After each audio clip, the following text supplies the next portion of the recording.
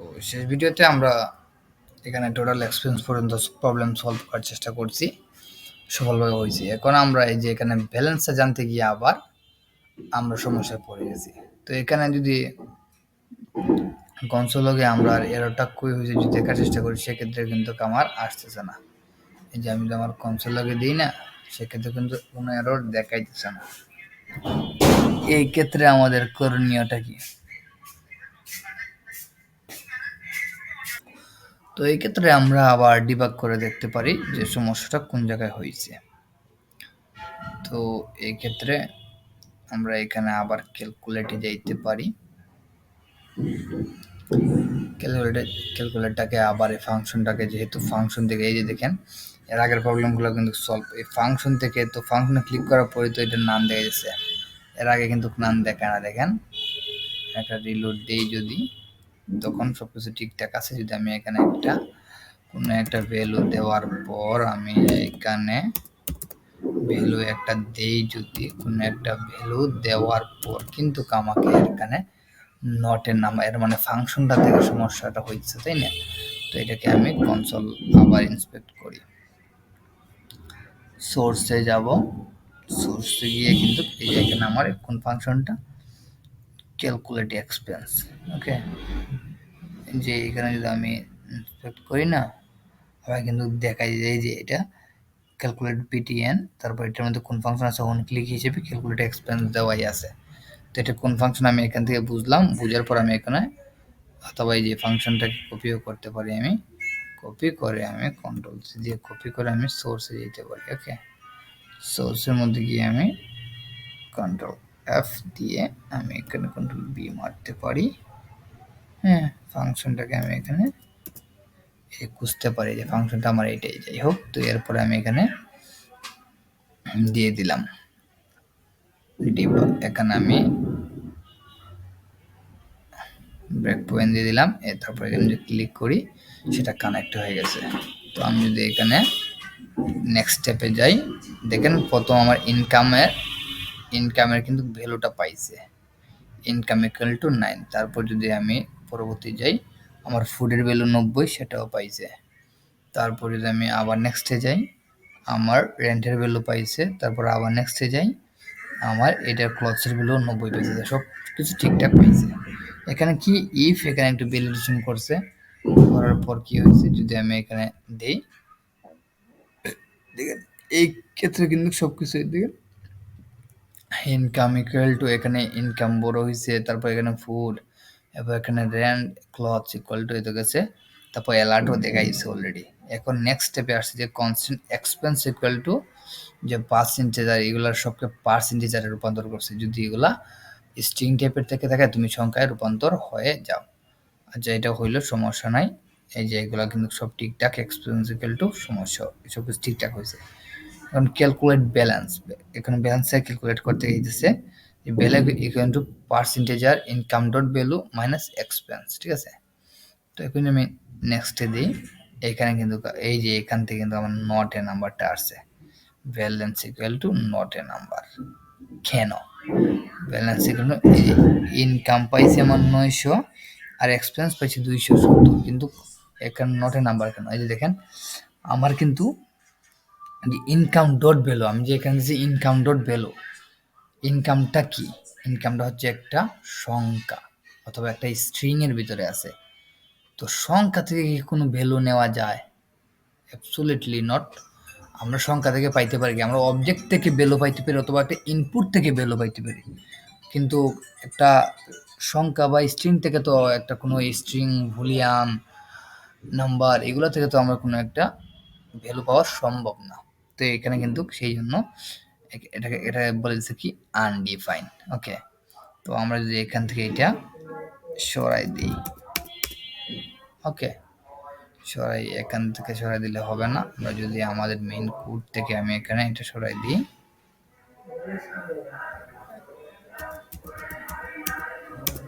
ভ্যালুটা সরাই দিলাম। এই যে ইনকাম ডট ভ্যালু, ইনকামের কোনো ভ্যালু হয় না, সেটা সরাই দেওয়া লাগবে। আর কোন জায়গায় ভ্যালু কি আছে, আর কোন জায়গায় নাই। তো এখন যদি আমি আমার আউটপুট ওটা দেখার চেষ্টা করি। এটাকে অফ করলাম, ব্রেক পয়েন্টটাকে সরাই দিলাম।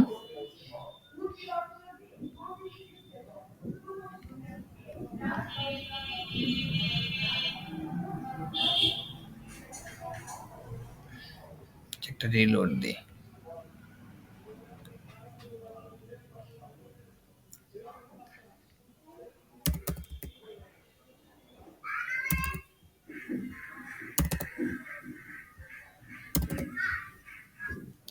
এই যে এখন কিন্তু আমাদের ব্যালেন্সটা ঠিকই আসছে। ওকে, তো এখন যদি আমি আবার এখানে 20 সেভ বলছে 20%, আমি 20% সেভ যদি দিই, দিয়ে যদি এখানে একটা কনসোল লগ দিই আগে, আমি 20% দিলাম। দেওয়ার পরে এখানে যদি সেভে ক্লিক করি, আমায় কি বলছে, সেভিং অ্যামাউন্ট 2.0.2, এখানে একটা এরর দিয়ে দিছে। এর ভিতরে আছে অবজেক্ট HTML ইনপুট এলিমেন্ট, তারপর রিমেনিং ব্যালেন্স চলে আসছে না। এইটা কেন? তো এইটা দেখবো আমরা পরবর্তী পার্টে। তো এই এররটা আমরা কিভাবে সলভ করতে পারি, তো এইটা কোথা থেকে শুরু হয়েছে এটা বোঝা লাগবে। এটা কিন্তু শুরু হয়েছে যখন আমরা সেভ নামক ফাংশনটাতে ক্লিক করতেছি তখন। তো আমরা সেভকে আমরা ইন্সপেক্ট করি। সেভকে যদি ইন্সপেক্ট করি, সেক্ষেত্রে আমরা এখানে এই যে ক্যালকুলেট সেভ নামক ফাংশনটা পাইতেছি। তো এটাকে আমরা কন্ট্রোল সি দিয়ে কপি করলাম। কপি করে আমরা আমাদের জাভাস্ক্রিপ্টে খুঁজবো এই যে সোর্সের মধ্যে, কন্ট্রোল শিফট ও দিয়ে আমরা এটা কন্ট্রোল পি দিয়ে মারা দিলাম, পেস্ট। ক্যালকুলেট সেভিং HTML এর মধ্যে খুঁজতেছি, HTML এ পাবো না, এটা অবশ্যই জাভাস্ক্রিপ্টে খুঁজে লাগবো। কন্ট্রোল শিফট ও, এই যে দুইটা ফাংশন আছে, একটা 34 নম্বর লাইনে, আরটা 1 নম্বরে। 34-এ গেলাম আমি। 34-এ যাওয়ার পর আচ্ছা, ইচ্ছা করে যদি আমরা এই আমাদের জাভাস্ক্রিপ্টের মধ্যে যদি আমরা এইগুলো কনসোল করে দেখতে দিচ্ছি ডিবাগ করে, সেক্ষেত্রে আমরা এটা জাভাস্ক্রিপ্ট বলতে আমাদের ভিজুয়াল স্টুডিও কোডের মধ্যে পারবো। এক্ষেত্রে এই যে আমাদের ইন্ডেক্স ডট HTML সিলেক্ট করা থাকতে হবে, এগুলো ডিলিট দিলে দিয়ে দিই। ইন্ডেক্স ডট HTML সিলেক্ট করা থাকতে হবে, তখন এই যে ডিবাগে ক্লিক করব। এই যে রান এন্ড ডিবাগে ক্লিক করার পর ওপেন করি, এটা কিন্তু ওপেন হয়ে গেছে। তবে এর আগে আমার অবশ্যই একটা ব্রেক পয়েন্ট দেওয়া আসা লাগবে জাভাস্ক্রিপ্টের। সাপোজ কোন জায়গার মধ্যে আমি চাইছি, তো এখানে আমি এখানে কন্ট্রোল শিফট ও দিয়ে আমি আমার ফাংশনটার নাম দিয়ে দিই। ওকে, এই যে এটা এটা এখানে চলে আসছে। ক্লিক করলে আমাকে 34 নাম্বারে নিয়েছে। এই ফাংশনের সমস্যা, এর মানে আমি এই যে এখান থেকে আমি ডিবাগ করব। তো এখানে আমি ব্রেক পয়েন্টটা দিয়ে আমি এই যে HTML এ যাব, ঠিক আছে। HTML থেকে কীভাবে ডিবাগ করব সেটা দেখতেছি আমরা। তো এই যে এখান থেকে আমি এই যে এখানে ক্লিক করব, রান এন্ড ডিবাগ, ওপেন হয়ে গেছে। তো এখানে যদি আমি কোনো একটা কিছু দিই, ৯,৯99, এখানে যদি ক্লিক করি, তারপরে যদি এখানে আমি 20 দিই, সেভে ক্লিক করলে কিন্তু আমায় কিন্তু নিয়ে গেছে কোথায়, এই যে যেখানে ডিবাগ ছিল সমস্যা ওইখানে। ঠিক আছে,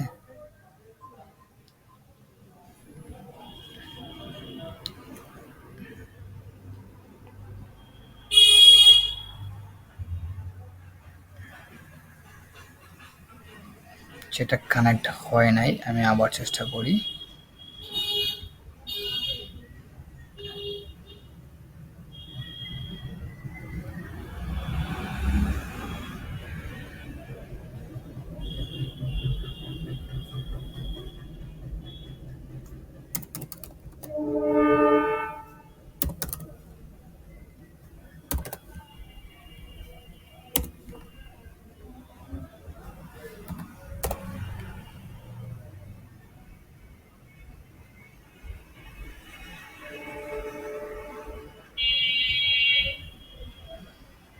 যে এখানে কিন্তু আসছে,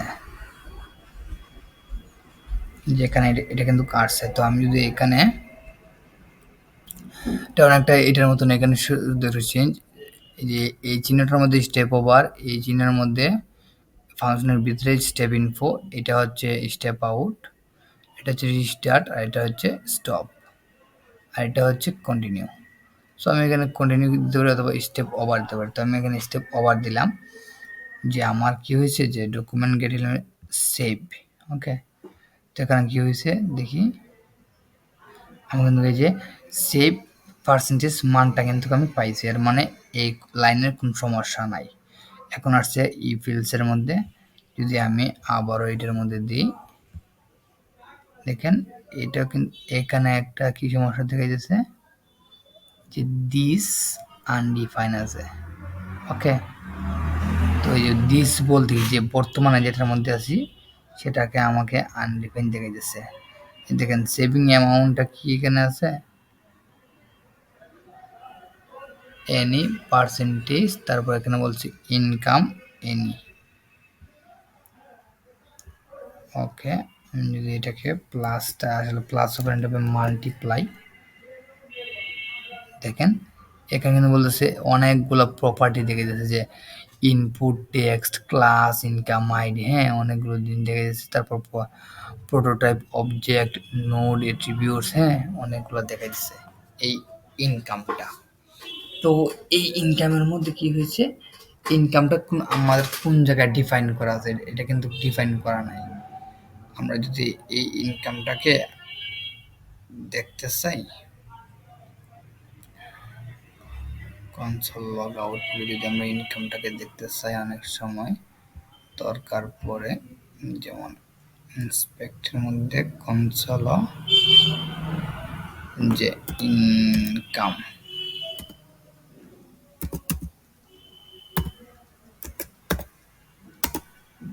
এই যে ইনকামটা কি, ইনকামটা হচ্ছে একটা ইনপুট টাইপ। ওকে, কিন্তু এখন যদি আমরা নর্মালি কি শিখছি, আর একটু আগে দেখছি আমরা input dot income dot value দিলে পরে আমাদের মানটা পাইছি, কিন্তু এখন তো আমরা ইনকাম দিছি।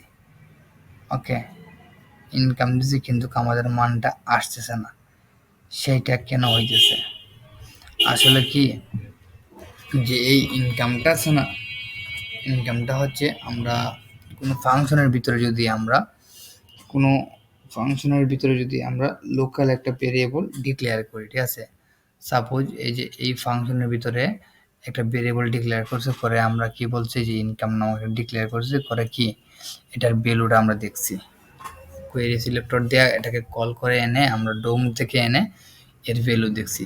তো সেই ক্ষেত্রে এখানে ইনকামের এটার কিন্তু ভ্যালু লাগবে না, ঠিক আছে, এটা এর মানে কি ফাংশনের ভিতরে তো ডিক্লেয়ার করা আছে। কিন্তু যদি এটা ফাংশনের ভিতরে ডিক্লেয়ার না করে, এটা কিন্তু আরেকটা ক্যালকুলেট দিবে, এটা কিন্তু আরেকটা আরেকটা ফাংশন, এটার ভিতরে কিন্তু এই যে ইনকামটা কিন্তু আমরা কি ডিক্লেয়ার করছি না। সেই ক্ষেত্রে কি, যদি কোনো এলিমেন্টের আইডি দেওয়া থাকে, ঠিক আছে, আর সেটা বাই ডিফল্ট হচ্ছে গ্লোবাল ভেরিয়েবল, এই যে এই এলিমেন্টের আইডি দেওয়া, কোনো একটা এলিমেন্টের আইডিটারে ইনকামের মাধ্যমে কি করছি আমরা, এই যে এই এলিমেন্টের আইডিটা কিন্তু আমরা আনছি, এটা বাই ডিফল্ট, যেহেতু এই যে এই ফাংশনের ভিতরে ডিক্লেয়ার করা নাই, সেহেতু এটা বাই ডিফল্ট বাবা কি আছে, এটা আছে গ্লোবাল ভেরিয়েবল। তো গ্লোবাল ভেরিয়েবলের ক্ষেত্রে আমরা কি জানি, আমাদের ডট ভ্যালু দেওয়া লাগে।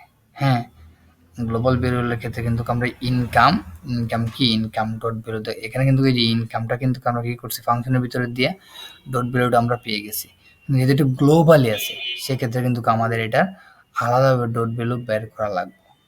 তো এই ক্ষেত্রে কি করা লাগবে, এখানে আমরা যদি ইনকাম ডট ভ্যালুটা দিয়ে দিই তাহলে কিন্তু problem solve, income dot value দিয়ে দিই আমাদের কিন্তু প্রবলেম সলভ।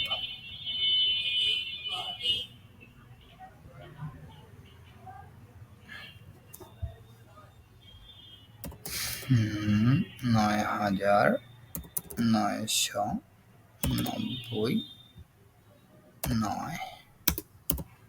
9 ক্যালকুলেট, তারপর ছাড় চাইতেছি আমি 10%, এখানে কিন্তু চলে আসছে প্রবলেম সলভ। কিন্তু আমাদের এটা দেওয়া যাবে না, কারণ বাই ডিফল্ট গ্লোবালি দিলে কিন্তু আমরা কোডের মাঝখানে প্রচুর সমস্যা। যেমন দেখেন এখানে দিছি ইনকাম ডট ভ্যালু, আবার এইখানে আরেকটু আগে কিন্তু আমরা ডট ভ্যালু কাটছি, আগত ভিডিওতে কিন্তু ডট ভ্যালু আমরা ছিল, আমরা কিন্তু সরাই দিছি। তো এই ধরনের প্রবলেম সলভ করার ক্ষেত্রে